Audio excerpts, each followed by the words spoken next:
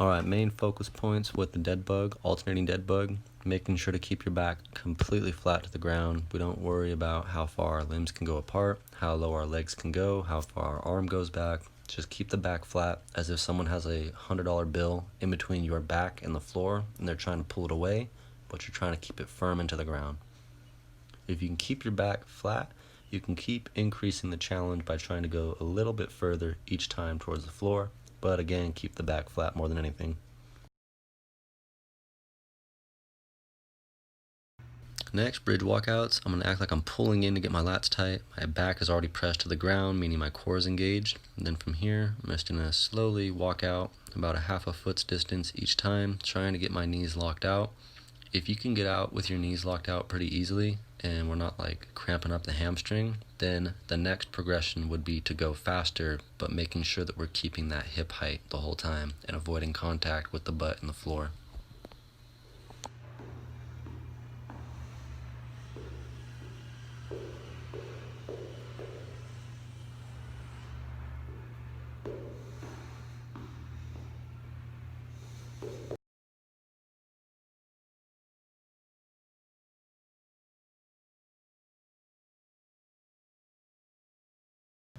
Alright, for the squat, to find my stance, I like to get the insides of my knees lined up with the middle of my chest or my armpits.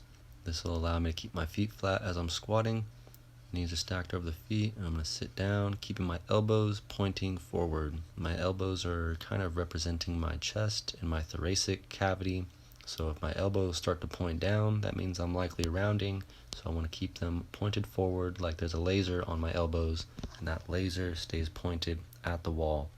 Also, feel as if the knees are driving out slightly as we're going down, keeping them out as we stand up, pressing the heel to the floor.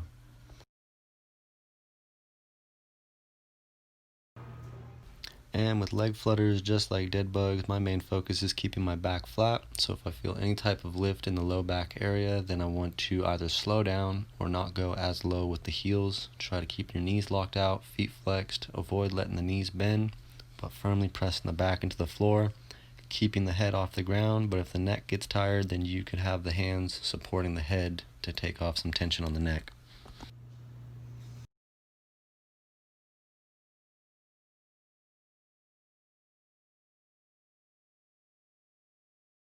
Elevating the heel 1 to 3 inches gives us improved ankle mobility, which means it's going to allow us to squat deeper, and it's also going to help us stay more upright in the squat. So this is very good for a beginner or if you're trying to get more range of motion out of your squat.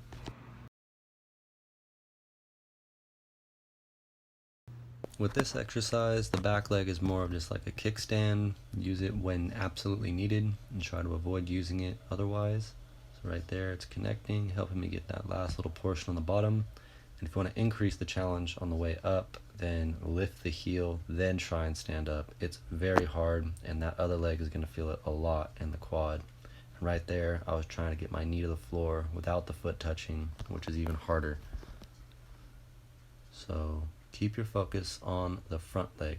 Trying to keep your weight about 80 to 90% of that weight there, or sorry, 80 to 100% of the weight on that foot.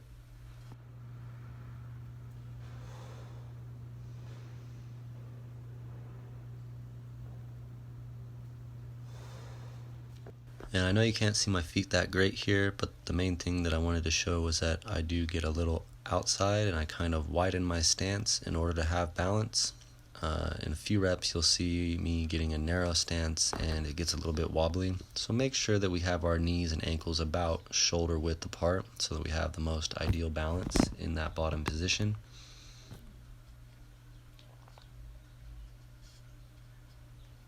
Here you'll see a little wobbly when that foot gets too close to the other foot, so get a little width to help you.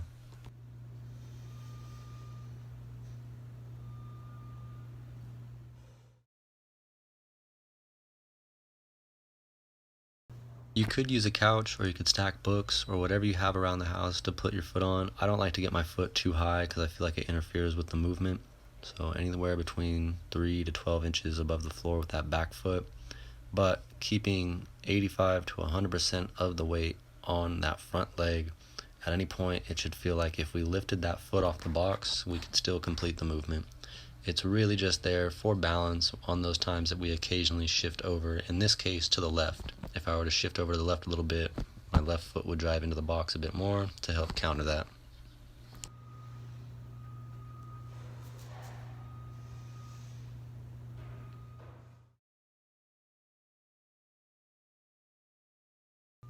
Next, squat plus lunge tap. So it's really just a squat iso, leg goes back and then back in.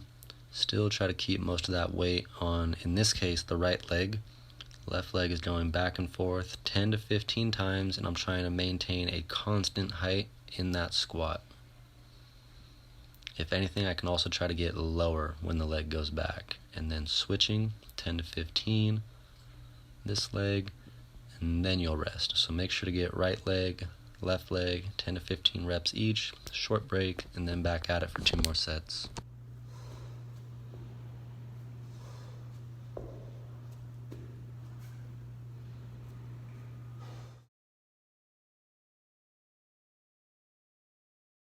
Then to finish, we're going to do pistol squats. This is a pretty standard height for like a kitchen chair. You could also use a bar stool if you want to make it easier, and I'll show you how to make it harder or easier with the same height chair right here. So if that was too hard, that height doesn't work and we keep falling, I would want to heighten my body and place something under my butt. This would give me a little bit less range of motion for the knee to work through, making it a little bit easier. We're doing alternating, so you'll go right, then left for a total of 15 each leg. If that was too easy, and both were too easy, then I would want to put plates or books or some type of flat object under my foot. And if I want to increase it more, then I just want to find a higher height for my foot to go on, and then eventually I can just start progressing to the floor. I would say go between 2 to 4 inches at a time if you're trying to progress with the split squat. Make sure you can get 2 each leg, no problem, and then try working your way up or down. So like right here, for example, if I didn't have anything to add to my foot, then I'll just go to the floor. But that is a few ways that you can progress the pistol squat at home.